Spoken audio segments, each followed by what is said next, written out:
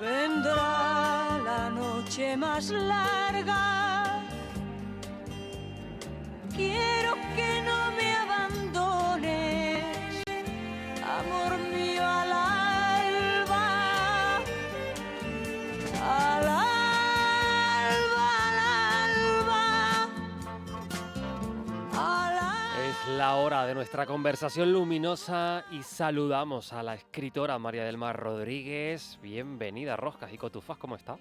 Hola, muy bien, muy buenas tardes, Tomás. Encantada de estar aquí. Qué bueno tenerte con nosotros y además con esta canción preciosa, Al Alba, que firma Rosa León en este caso. ¿Por qué la has elegido? Bueno, es una canción que representa la transición, representa esa lucha que se llevó a cabo en nuestras calles antes de la muerte del dictador y después se mantuvo. Muchas personas pusieron el cuerpo para que nosotros tengamos las libertades de las que hemos podido disfrutar. Me parece que es un símbolo. Naciste en Venezuela Sí. y viniste muy pequeñita a la isla de La Palma. ¿Tienes algún recuerdo? No, ninguno. Mis padres fueron emigrantes palmeros, como tantos, en la década de los 50 y se casaron en La Palma, se fueron para Venezuela, estaban allá en Caracas al frente de una fábrica de arepas. Y allí nací yo, y cuando era muy pequeñita, antes de cumplir los 2 años, vine para acá. Mis primeros recuerdos son en la isla de La Palma. Si tuviéramos que fijar un primer recuerdo del que seas consciente de la isla de La Palma, ¿cuál sería? Pues en casa de mis abuelos. En casa de mis abuelos yo me quedaba allí mientras mi madre iba a estar al frente de la construcción de la casa familiar.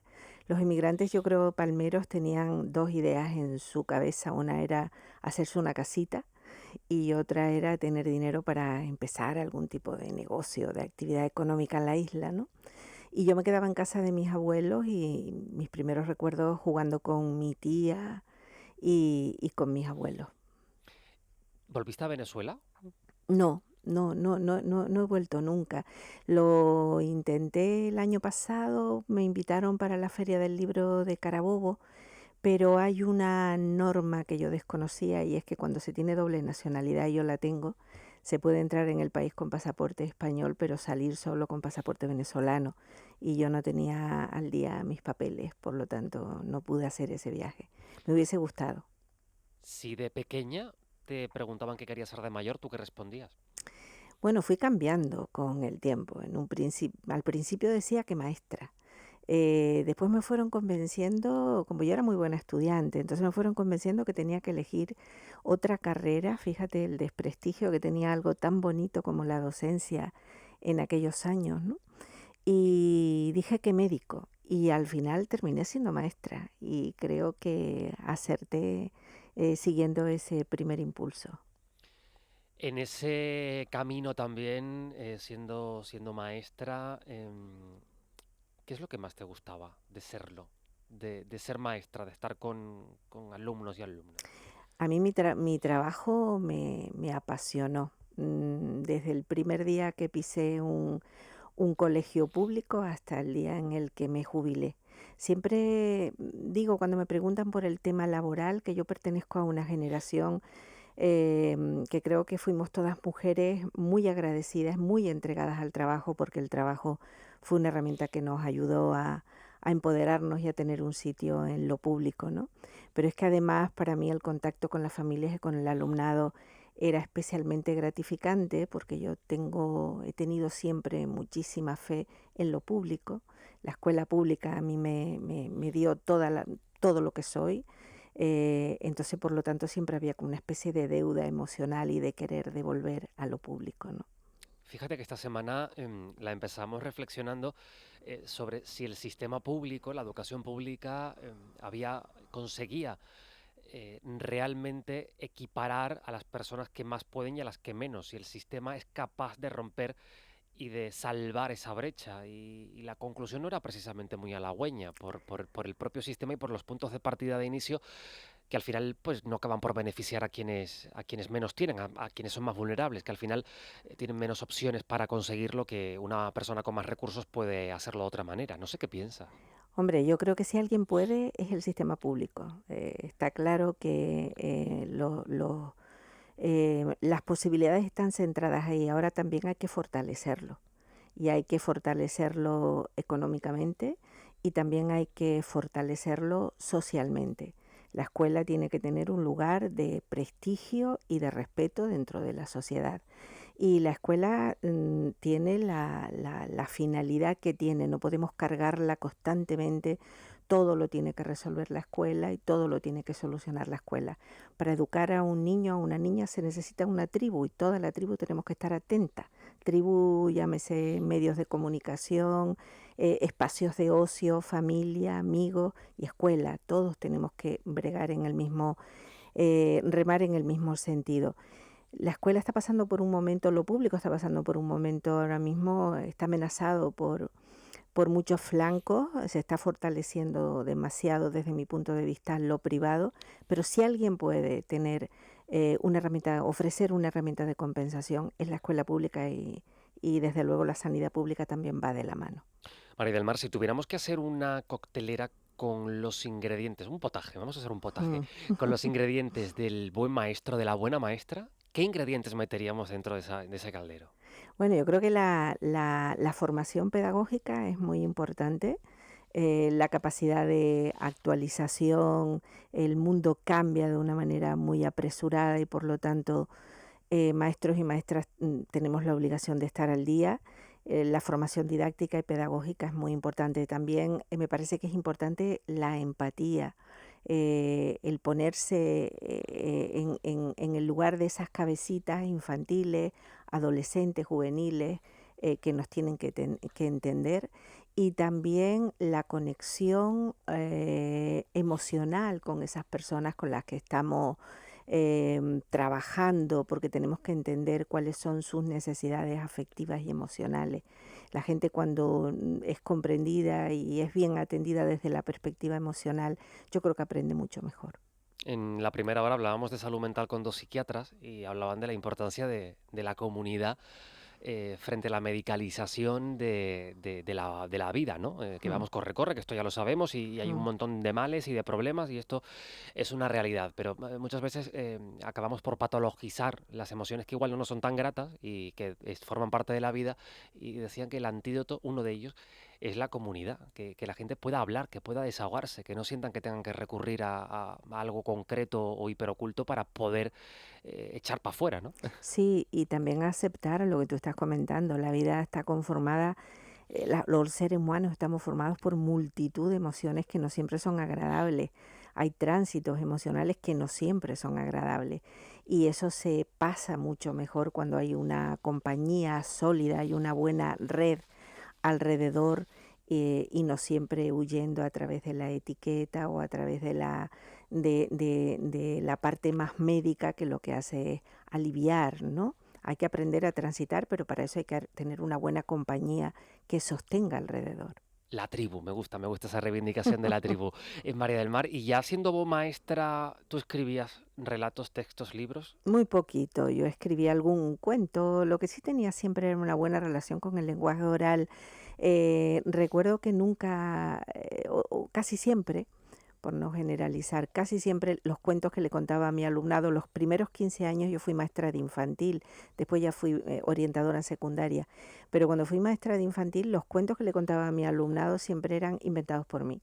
Entonces, bueno, no tenía calma en aquel momento ni tenía tiempo para sentarme a escribirlos, pero me salían de manera automática y ese proceso de crear con el lenguaje oral era algo que yo creo que estuvo presente en mi vida desde los inicios, ¿no? Cuando era estudiante sí participaba siempre en concursos literarios, siempre me llevaba algún premio pequeñito o grande, ¿no? Depende. Pero escribir hasta que no tuve tiempo y no me concedí ese derecho, no lo hice. Llega el momento de la jubilación y ¿qué pasa ahí?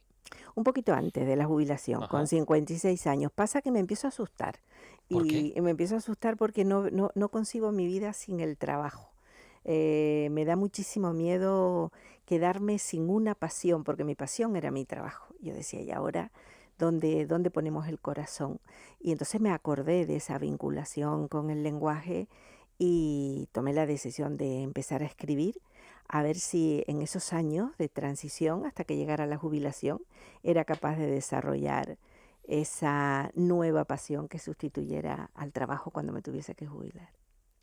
y empiezas a cocinar, empiezas a darle forma, ya de forma vamos para adelante, ¿no? De estamos en estas, vamos a explorar, vamos a Sí, profundizar y empiezas con lo que acaba siendo una trilogía. sí, sí, sí. Empiezo sin saber si voy a escribir un libro y escribo 3. Y entonces estoy como asombrada. Yo soy la primera que estoy como muy asombrada con el resultado de todo esto en 6 años, que son 3 libros, sí, efectivamente. Relatos de unas islas desamparadas, así se Sí, llama la trilogía. sí. Unas islas desamparadas, el desamparo, unas islas, el hecho insular que tanto condiciona, Ujú, el propio desamparo, somos islas también a la vez, con tantas historias. ujú. ¿Por qué este enfoque? Al principio, cuando yo escribí La prestamista, no tenía en la cabeza la idea de continuar, no sabía si iba a poder continuar, pero cuando estaba con La tuerta me di cuenta que iba a llegar un tercer libro porque había muchas preguntas encima de la mesa y entonces el título me vino de manera rápida, no lo reflexioné, quizás si hubiese sabido que me iban a preguntar por el título tanto, le hubiese puesto un poquito más de cabeza. Pero mira, yo pensé relatos, porque en los 3 libros hay muchos relatos que he escuchado a mi familia, a personas con las que he hablado, relatos que he extraído de aportaciones históricas sobre las islas. Entonces yo creo que hay una serie de relatos que están condensados en los 3 libros. Me apeteció poner la palabra islas y no archipiélago, porque yo creo que el hecho insular nos marca esa fragmentación, esa división interior que a veces incluso implica una dificultad para elaborar la identidad, ¿no? Como comunidad más amplia y desamparada porque yo intuyo la lejanía, nuestra situación geográfica, nuestras condiciones históricas nos han dejado como territorio en un lugar con falta de amparo, falta de cuidado, es la sensación que a mí me llega. Y en este diálogo con los lectores, ¿qué has ido descubriendo de lo que una espera cuando empieza a escribir y a darle forma y acaba dialogando después con ellos? Bueno, el feedback que te hacen que me hacen las personas que han leído la trilogía a mí me parece un auténtico regalo, porque no solamente hacen comentarios sobre lo que he escrito, sino que van mucho más allá. Me plantean cuestiones que ellos hubiesen abordado y que yo he dejado pendiente. Me plantean situaciones, salidas para los personajes o para la trama que a mí no se me han ocurrido. Y me plantean sobre todo muchísima emoción. Lo que me trasladan básicamente es muchísima, que se emocionan con los personajes y que las historias que parecen formar parte de unos clanes familiares en esos libros tienen que ver con sus propios clanes familiares. De anochecida en mitad del cerro, los exiliados, los que jamás volvieron a ver correr a sus hijos. Las olvidadas, las que escondían pan en el mimbre, las perseguidas y señaladas en todo el pueblo, las exiliadas, las que jamás volvieron a ver correr a sus hijas. No olvidaré, para que haya servido de algo tanto desvelo, para que no se pierda el poema bajo el sombrero. No olvidaré, para poder hablarle a mis hijos de los abuelos, para que un día al fin descansen. Una canción preciosa de Pedro Pastor y de Rosalén Mm, que también puede abordar este desamparo del que hablamos, este olvido, mm. olvido impuesto. ¿Por qué has elegido este tema? Porque es la banda sonora de La Tuerta. Cuando yo tenía escrito La Tuerta, escuché esta canción, me la pasó una amiga y me dijo, mira, está escrito para tu libro. A veces me gustaría tener la oportunidad en la vida de encontrarme con Pedro Pastor y regalarle mi libro y decirle, este es el libro de tu canción y tu canción es la canción de mi libro. Porque La Tuerta habla de esto, habla de las olvidadas y de los olvidados, de esa gente que en la República hicieron un esfuerzo en unos tiempos muy convulsos por conseguir un gran avance social en esta tierra y de repente cayeron en el olvido, en ese túnel oscuro que fue el franquismo. Y son los nietos, los bisnietos, como Pedro Pastor, los que alzan la voz ahora para que no caigan en el olvido. Una novela, La Tuerta, que también se representó en el teatro. Está siendo representada, ¿no? sí, el viernes, mañana se va a representar en Alajeró, en el municipio de Alajeró, en La Gomera, sí.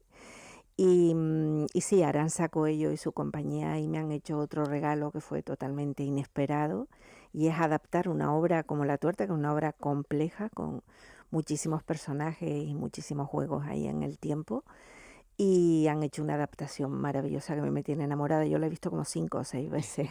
No estoy en La Gomera porque me tengo que ir a Madrid a la Feria del Libro, porque si no me iría a Alajeró, que además es un lugar donde me han recibido siempre muy bien con mis libros. Que aquí no sé mucho estuvimos Arantxa Coello hablando precisamente de La Tuerta. Es decir, que impensable cuando con 56 años, María del Mar, empezabas a escribir de esta manera, que se pudiera representar, llevar una historia tuya al teatro. Qué regalo inesperado de la vida, ¿no? Estas cosas que tú dices, qué barbaridad. Eso es maravilloso. El otro día, fíjate que la representaron la obra en La Palma, en el Circo de Marte, en mi tierra, y yo estaba allí con Arantxa y estaban mi familia, mis amigos, mis maestros, mis profesores de instituto, y yo decía, pero qué regalo más generoso me está dando la vida, ¿eh?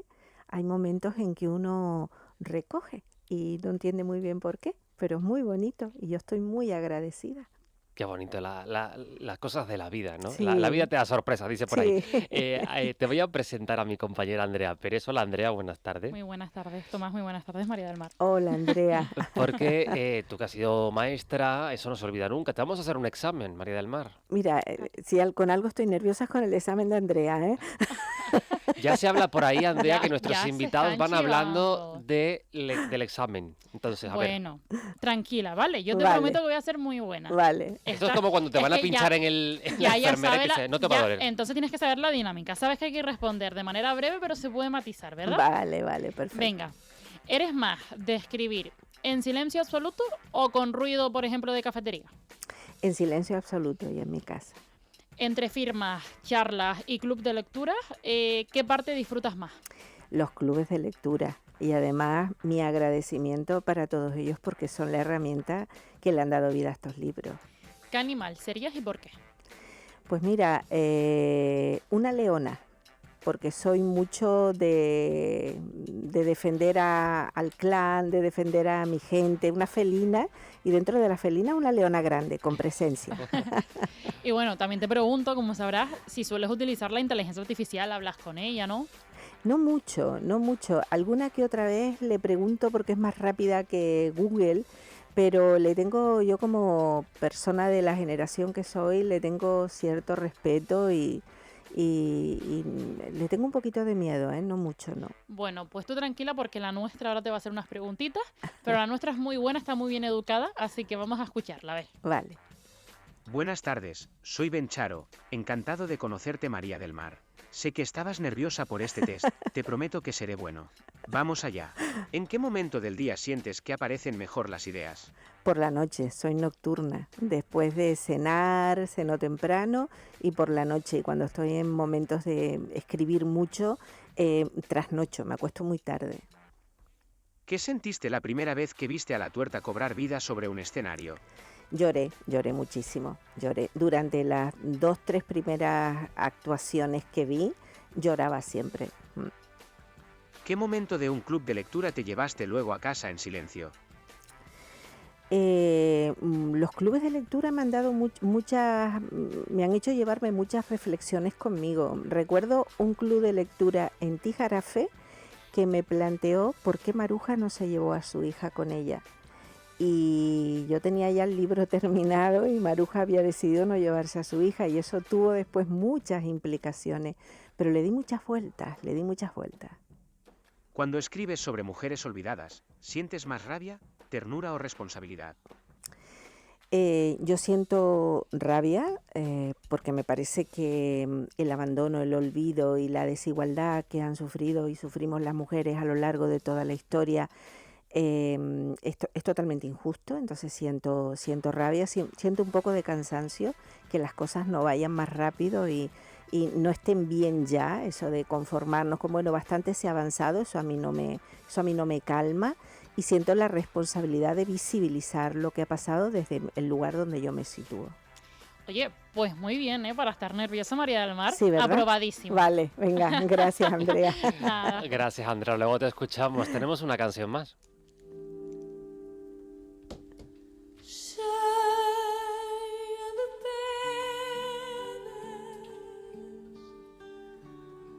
Cheia de penas me deito e com mais penas me levanto no meu peito